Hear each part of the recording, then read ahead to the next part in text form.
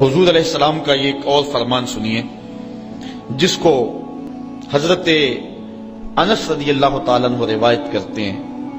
حضور علیہ السلام نے ارشاد فرمایا، من صلی علی فی یوم 1000 مرہ لم یمت حتی یری مقعدہ من الجنہ، جو ایک دن میں 1000 مرتبہ میرے اوپر درود پڑے وہ اتنی دیر تک مرے گا نہیں جب تک جنت میں اپنا ٹھکانہ نہیں دیکھ لیتا۔ یہ اللہ تعالیٰ اس کو خاص نور نصیب فرمائے گا۔ اور آئیے سنیے حضور علیہ السلام کیا ارشاد فرما رہے ہیں۔ حضرت ابو درداء رضی اللہ تعالی عنہ سے روایت ہے، امام ابن ماجہ نے اپنی سند سے اس کو روایت کیا ہے۔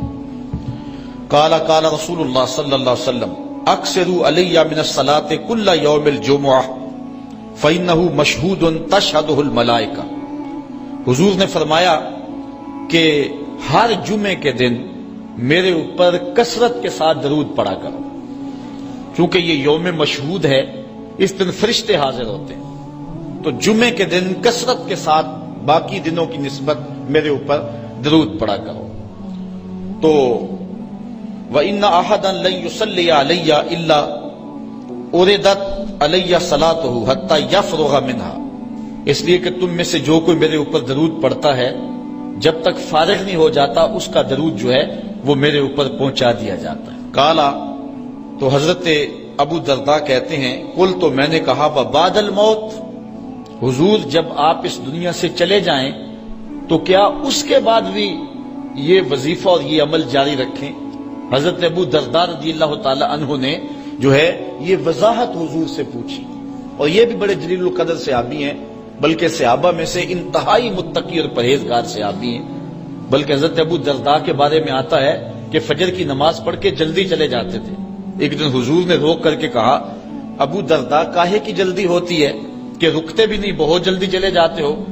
عرض کی حضور میرے ہمسایوں کے گھر میں کھجور کا ایک لمبا درخت ہے، اور آج کل مدینے میں کھجوروں کے پکنے کا موسم ہے، اور سحری کے وقت ٹھنڈی ہوائیں مدینے کو سلامی دینے آتی ہیں، اور میں اس لیے جلدی جلدی چلا جاتا ہوں کہ وہ جو کھجوریں جھڑ کے میرے ویڑے میں گر جاتی ہیں بچوں کے اٹھنے سے قبل ہمسائے کے گھر میں پھینک دوں کہیں میرا بچہ کوئی نہ کھا لے، اور ہماری سڑک سے گنے کی ٹرالی گزر کے تو دیکھیں۔ یہ دیکھیے حضور علیہ السلام کے صحابی کا عمل اور ان کی زندگی کے معمولات۔ یہ ہے حضرت ابو درداء رضی اللہ تعالیٰ عنہ، کہتے ہیں میں نے حضور سے کہا حضور جب آپ اس دنیا سے چلے جائیں گے تو کیا پھر بھی درود آپ کو بھیجیں اور پھر بھی آپ پر پہنچتا رہے گا؟ تو سنو حضور نے کیا کہا۔ حضور نے فرمایا ان اللہ حرم علی الارض ان تاکل اجساد الانبیاء علیہم الصلاۃ والسلام، اللہ تعالیٰ نے مٹی پر حرام کر دیا ہے کہ وہ نبیوں کے جسموں کو کھائے۔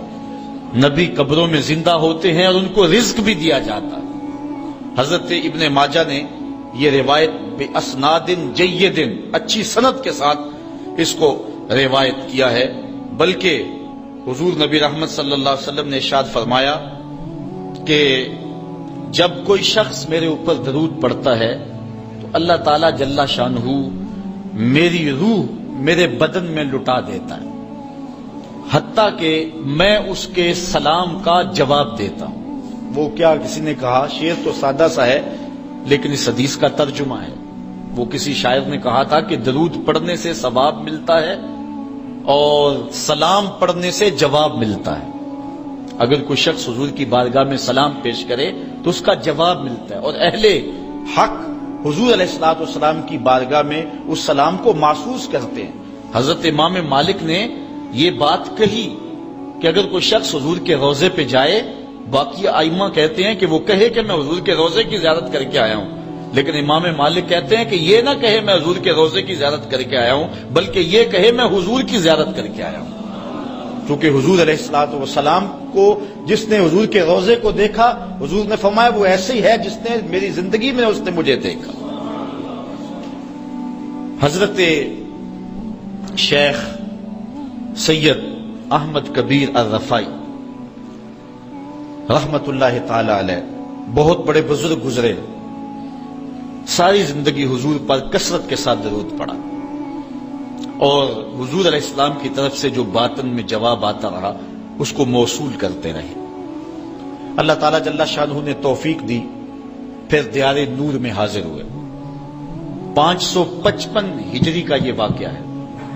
اس کو تمام مکاتب فکر کے لوگوں نے سوائے ایک مکتبہ فکر کے اپنی کتابوں میں لکھا ہے۔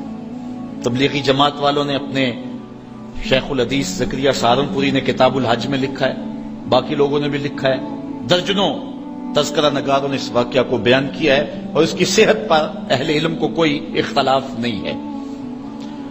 555 ہجری کی بات ہے کہ وہ حضور کے روضے پہ بنفس نفیس حاضر ہوئے، اور حاضر